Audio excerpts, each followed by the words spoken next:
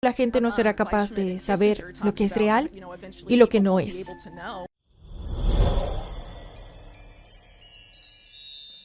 Cuando se produce una crisis, la gente tiende a tener respuestas emocionales, las cuales suelen venir de un lugar de miedo. Y eso tiende a impedir que la gente piense de manera crítica o con calma y racionalmente sobre las situaciones o sobre las políticas. Durante el COVID, obviamente, nos centramos mucho en el propio COVID-19, en la situación de bioseguridad, y no tanto en la situación financiera.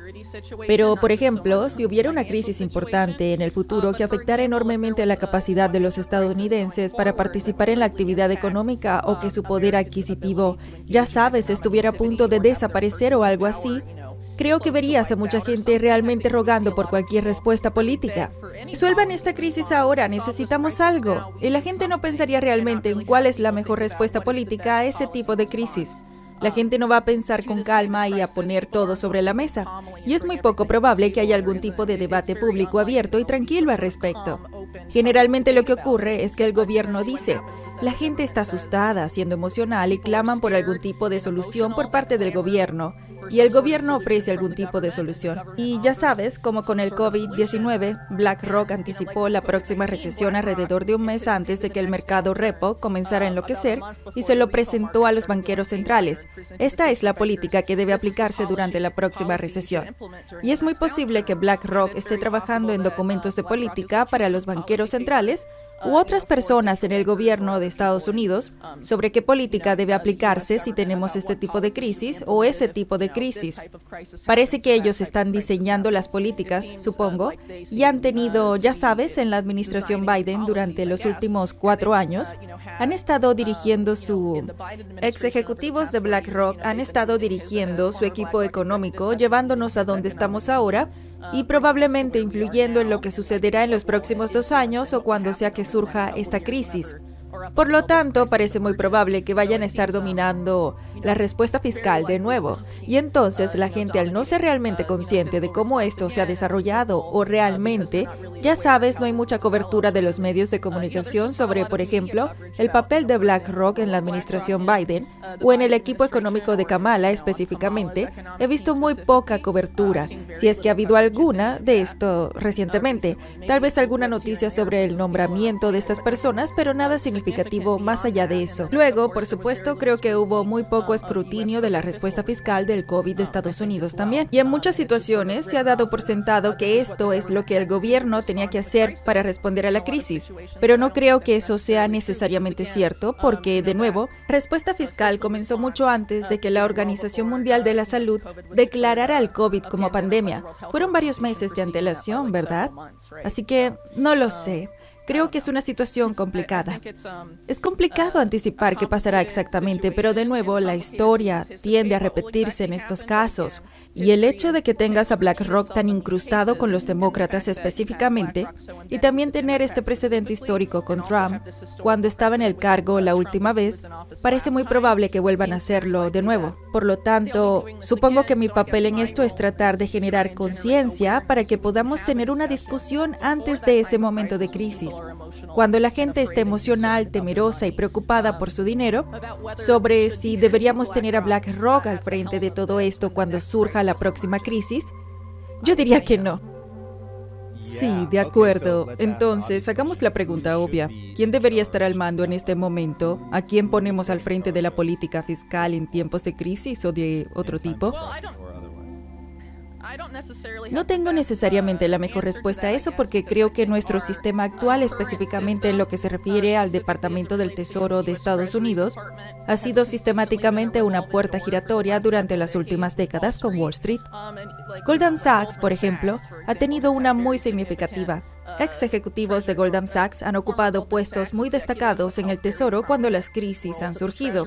Así, por ejemplo, tienes a uno de los mejores de Goldman Sachs, Robert Rabin, siendo una figura clave en la política económica de la administración Clinton como secretario del Tesoro y ayudando a diseñar la derogación de Glass-Steagall, que creó, podría decirse, la crisis financiera de 2008. El secretario del Tesoro de George Bush, en el momento en que se produjo la crisis, era Henry Paulson, otro ex alto cargo de Goldman Sachs. Supuestamente le dijo a los miembros del Congreso que si no rescataban a los bancos, se podría declarar la ley marcial en los Estados Unidos, por ejemplo. Y luego, cuando ocurrió la respuesta fiscal del COVID, tenemos a Steve Mnuchin, un ex alto ejecutivo de Goldman Sachs también. En cuanto a los grandes partidos, demócratas y republicano, tienden a nombrar a personas para el tesoro que provienen de estos principales bancos de Wall Street, que tienen un historial de comportamiento depredador y posiblemente criminal. Creo que tiene que haber un cambio estructural mucho mayor para evitar este tipo de política de puerta giratoria si queremos ver algún tipo de respuesta fiscal significativa, una crisis que realmente tenga en cuenta las necesidades de los estadounidenses de a pie, porque históricamente eso no es lo que ha sucedido, y las personas que llegan al tesoro tienden a tener los mejores intereses de Wall Street en el corazón y no los mejores intereses de los estadounidenses de a pie en el corazón. Y creo, de nuevo, que es esa especie de fenómeno tampoco es exclusivo del tesoro. Tienes el mismo tipo de fenómeno de puerta giratoria en realmente la mayoría de los aspectos, si no en todos, del gobierno de Estados Unidos, donde tienes a las personas que supuestamente regulan estas industrias, colocando a sus mejores empleados, al menos hoy en día, en los principales puestos de regulación a través de este fenómeno de puertas giratorias. Creo que tenemos que encontrar una manera significativa de detener esto antes de que podamos esperar que una respuesta fiscal importante del gobierno sea diseñada teniendo en cuenta los intereses de los estadounidenses de a pie, teniendo en cuenta la corriente principal y no a Wall Street. Bien. La pregunta es, ¿cómo lo hacemos para que no estemos hablando en abstracto, sino con los pies en la tierra? ¿Cuáles son los intereses de la corriente o del estadounidense medio? Bueno, creo que a los estadounidenses de a pie les gustaría que su dinero dejara de ser robado o malversado para enriquecer a las multinacionales, especialmente a la industria bélica. En los últimos años, décadas en realidad, se ha hablado mucho del complejo militar, industrial, y de cómo muchas de las guerras a las que acude el imperio estadounidense empiezan en otros países. Voy a detenerte muy rápido porque conoces también este tema que te fraccionas en 10 cuestiones más, extremadamente válidas. Pero quiero empezar con lo que acabas de decir. Los estadounidenses normales quieren evitar que les roben su dinero. Diré que no creo que el americano medio se dé cuenta de que le están robando su dinero. Cada vez que saco el tema, siento que estoy gritando al vacío. Entonces, ¿cómo se les roba exactamente el dinero a los estadounidenses? Bueno, yo diría que se destinan a cosas que en realidad no están construyendo las infraestructuras necesarias. ¿Te refieres a los impuestos? Entonces, ¿se les está quitando el dinero vía impuestos y simplemente se está gastando? Sí, creo que el dinero de los contribuyentes ha sido la riqueza de los contribuyentes y el dinero ingresado a través de los impuestos ha sido mal utilizado y esencialmente robado durante mucho tiempo. Si nos fijamos en el trabajo de Catherine Austin Fitts y Mark Skidmore, por ejemplo, ellos señalaron que unos 21 billones de dólares del dinero de los contribuyentes estadounidenses fueron esencialmente robados y realmente no pueden explicar qué pasó con ellos. Eso por sí solo es muy significativo. Permíteme preguntar, ¿es la fiscalidad en sí misma un robo?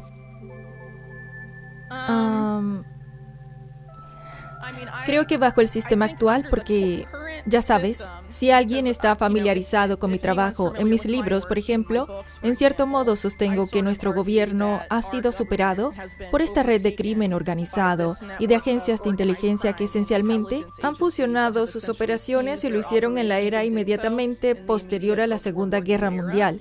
Y creo que financiar sus operaciones cuando están al mando no es bueno. Y el hecho de que nos estén quitando nuestro dinero, aparentemente para prestarnos servicios, y si crece en la agenda del desarrollo para el extranjero, para el resto del mundo, pero sabemos que si investigas, en realidad no es eso lo que está ocurriendo. Ese dinero se está utilizando para beneficiar a este grupo concreto que se ha hecho con el control de nuestras instituciones y es muy corrupto. Creo que en ese caso, sí, no es nada bueno. En un sistema ideal quizás tendrías una opinión diferente, pero ese no es el sistema que tenemos ahora. Creo que en esta situación tenemos que analizar cómo se gasta el dinero de los contribuyentes. Gran parte se gasta en armas, gran parte se envía a otros países sin estipulaciones sobre cómo se utiliza ese dinero y sin supervisión. Durante la guerra contra el terrorismo en Afganistán e Irak, por ejemplo, se gastó una cantidad demencial de dinero en la construcción de naciones sin tener que justificarlo. Y algunas personas han argumentado con eficacia que en realidad era una operación de blanqueo de dinero al final del día. Una manera de hacerse con el dinero de los contribuyentes para dárselo a estos contratistas y a otras entidades, lo que hizo que terminase en otro lugar sin tener que justificar nada en estas situaciones particulares. Creo que hay mucho despilfarro y muchos ejemplos también en Estados Unidos donde los contratistas han recibido dinero de los contribuyentes para hacer cosas y en realidad no hacen las cosas que se supone que deben hacer. Realmente hay muy poca responsabilidad por estas cosas cuando suceden, porque mucha gente no es realmente consciente o no sigue realmente a dónde va el dinero del contribuyente.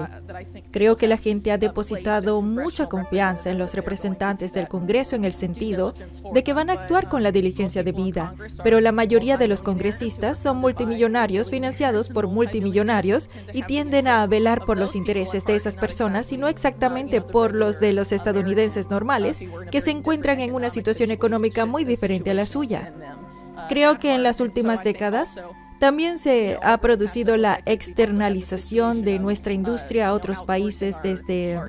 En realidad no sé exactamente dónde situarlo, pero hace varias décadas y eso obviamente ha tenido un gran impacto en los Estados Unidos también. Y creo que hay un gran esfuerzo de la multitud de Silicon Valley, oligarcas que financian ambos partidos, para embarcar, supongo que se podría decir, al pueblo estadounidense en una especie de nuevo sistema que se está poniendo en su lugar, el cual está muy centrado en, supongo, que este tipo de unión entre identificaciones digitales, billeteras digitales, IBU, muchas de estas cosas están siendo desarrolladas lentamente y siendo promovidas a la gente. Pero creo que, en última instancia, solo se daría este tipo de situación en la que el ingreso básico universal sea necesario.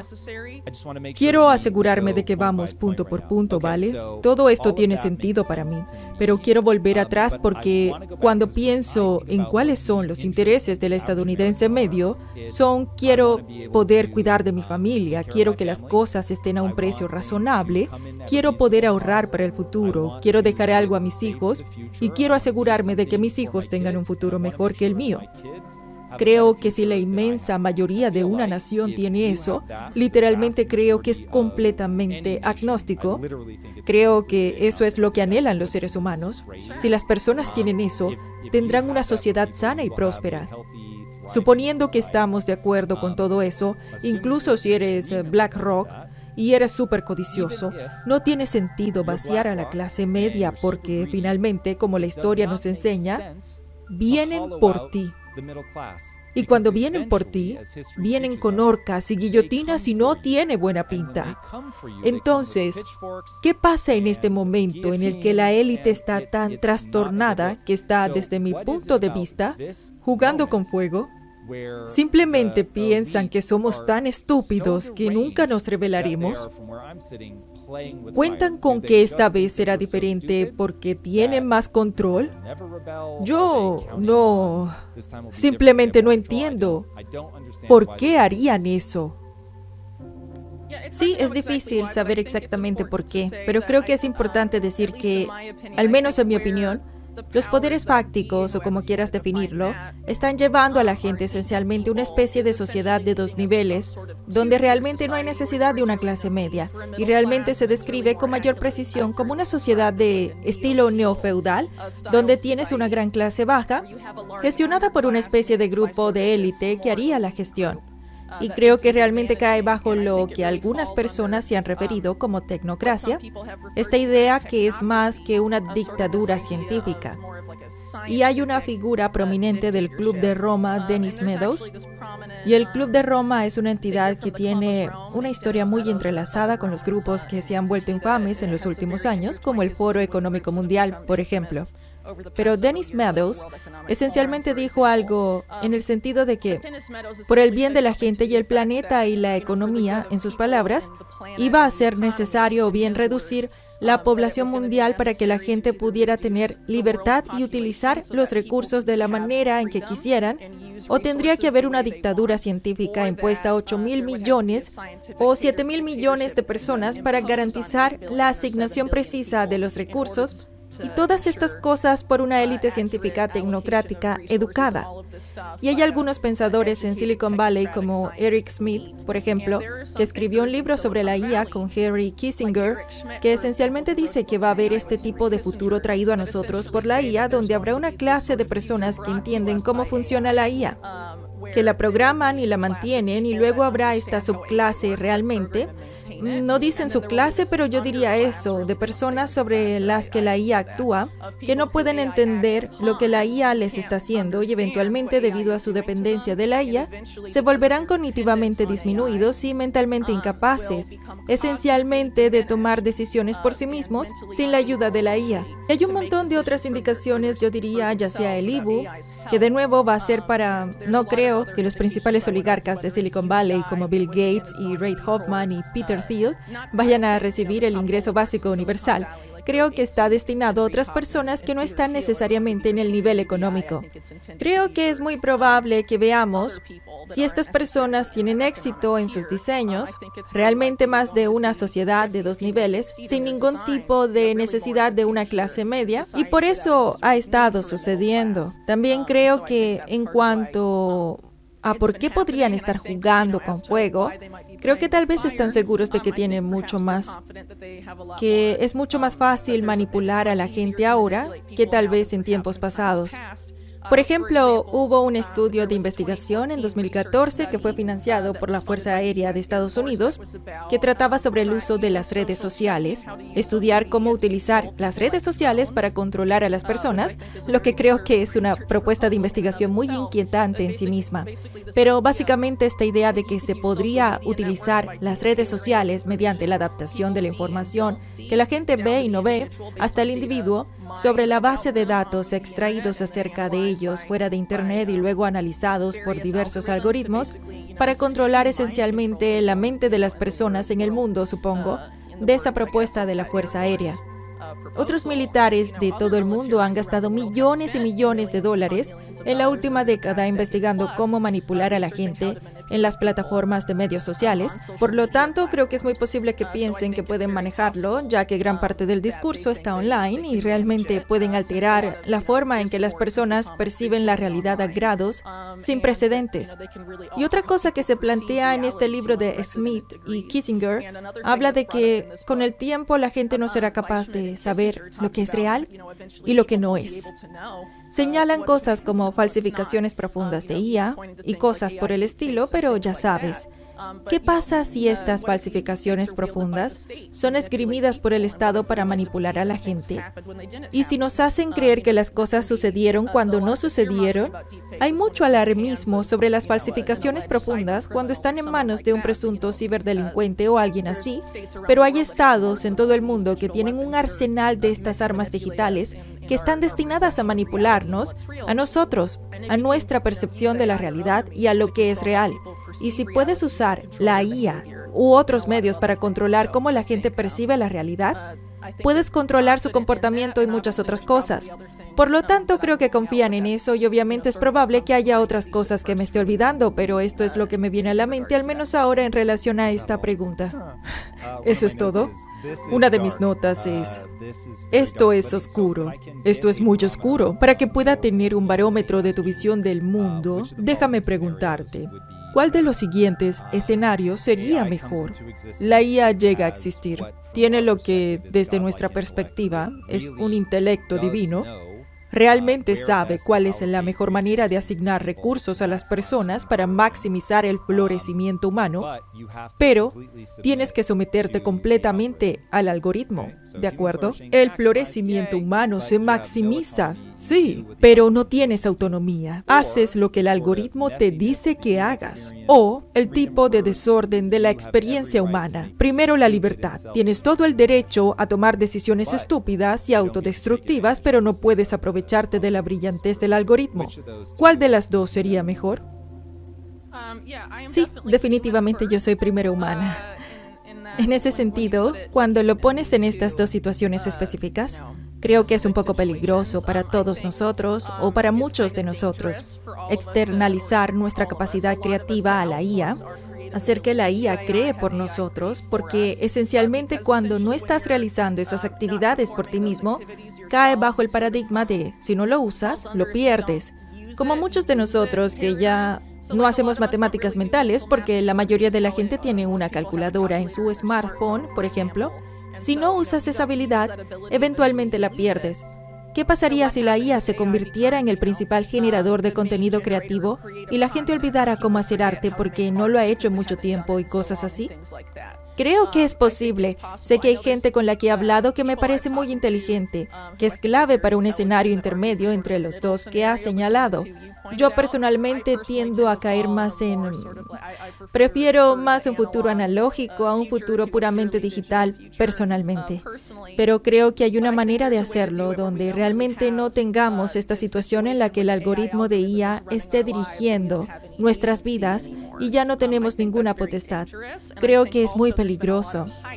También creo que se ha exagerado mucho sobre la IA y su capacidad para alcanzar ese nivel de intelecto divino. Creo que es muy posible que alguna entidad lo falsifique y lo afirme, como ya ha ocurrido en el pasado.